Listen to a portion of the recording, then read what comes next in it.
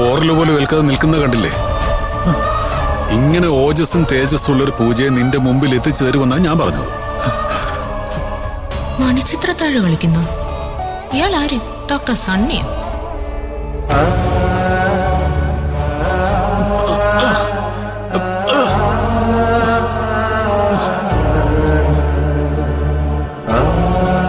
നിൽക്കുന്നു നിന്റെ പൂജ. അയ്യോ, ദൈവമേ, ഈശ്വര.